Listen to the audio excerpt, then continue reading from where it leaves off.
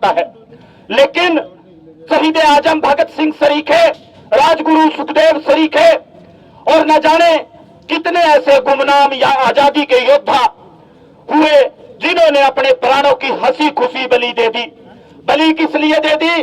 भाई गुरजीत ने बताया, बलि इसलिए दे दी कि फिरंगियों का राज जाएगा, हमारा किसान मजदूर और कमेरे का राज आएगा, और जब हमारा राज आएगा तो हमें आजादी मिलेगी गरीबी से, हमें आजादी मिलेगी भ्रष्टाचार से, हमें आजादी मिलेगी बेरोजगारी से, हमें आजादी मिलेगी तानाशाही से, हमें आजादी मिलेगी गुलामी से, हमें आजादी मिलेगी भेदभाव से, और हमें हर एक तरह से सुख सुविधाएं देश में मिलेंगी। लेकिन शहीदों की कुर्बानियों के बाद देश आजाद हो गया। गोरे अंग्रेज चले गए, गोरे अंग्रेजों की जगह देश में काले अंग्रेज बैठ गए, जो पूंजीपतियों के पैसे से मोटा चंदा लेकर सरकार बनाते हैं और उनके हक के कानून बनाते हैं। साथियों, आज आजादी का दिवस है। इस पावन पवित्र अवसर पर हम भारत के सभी शहीदों को नमन करते हैं, आप हम सब मिलकर। उन शहीदों की सोच का भारत क्या बना, इसलिए आज हम इकट्ठे हुए इसके ऊपर चर्चा करने के लिए।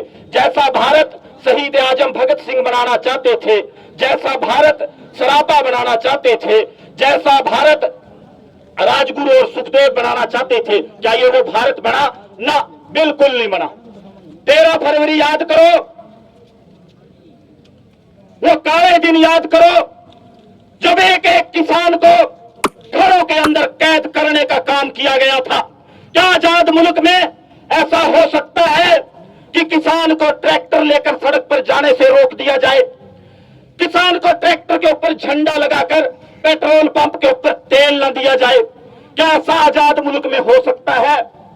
किसानों के घरों के ऊपर पैरामिलिट्री फोर्सेस और पुलिस रात बिरात दीवारें फांदकर छापेमारी करने का काम करे? क्या ऐसा आजाद मुल्क में हो सकता है?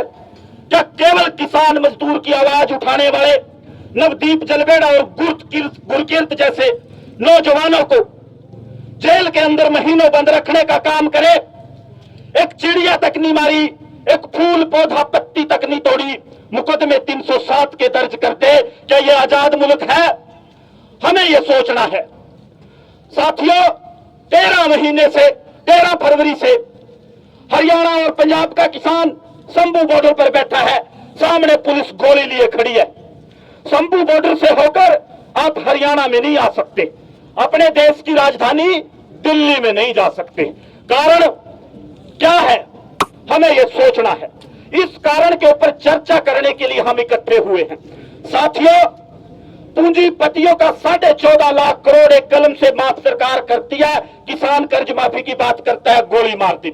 नारायणगढ़ शुगर मिल में हमारा तो अपना 24 करोड़ रुपया आज भी बकाया पड़ा है, जिम्मेवारी सरकार को दिलवाने की है। और बात करते हैं कुछ एक अंधभक्त कि काहे का अन्नदाता। अन्नदाता तो ऐसा होता है, नारायणगढ़ शुगर मिल पे आके पूछ, जब यहाँ प्रशासन कहता है कि भाई मजदूरों की तनख्वाह देनी, 5 करोड़ काट दिए, मिल दोबारा चलाने के लिए रखना, 5 करोड़ काट दिए, मिल में वाटर पोल्यूशन लगाना, 2 करोड़ खर्च कर दिए। फिर किसान कहता है मेरे 24 करोड़, भाई ये खर्चे पूरे हुए, तेरे 24 करोड़ तो बकाया अगली बार देंगे। ये अन्नदाता होता है। साथियों, आज बात शंभू खिनौरी बॉर्डर और आजादी की है, शहीदों की कुर्बानियों की है।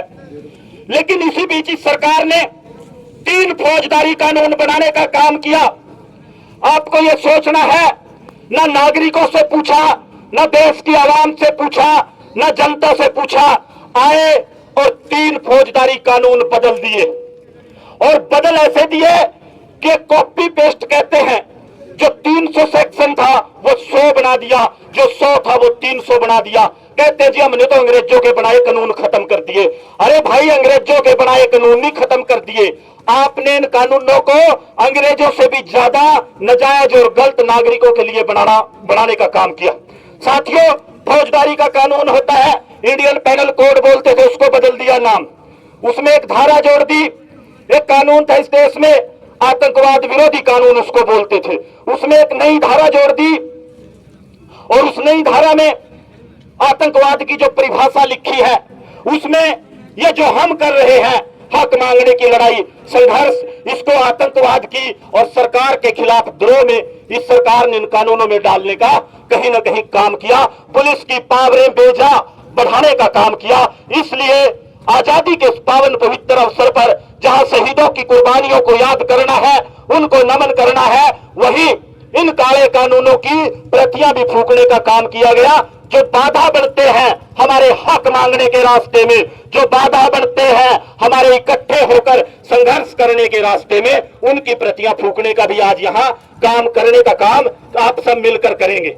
आप सब गांव गांव से आए, ट्रैक्टर लेकर आए, किसानी का झंडा लेकर आए और उस जालिम सरकार की छाती पर आपने ये ट्रैक्टर चलाने का काम किया, जिस सरकार ने इस ट्रैक्टर को संबू और खिनौरी बॉर्डर पर जाने से रोकने का काम किया था। इसके लिए आप सब बधाई के पात्र हैं। धन्यवाद आप सब साथियों का जो आप सब ने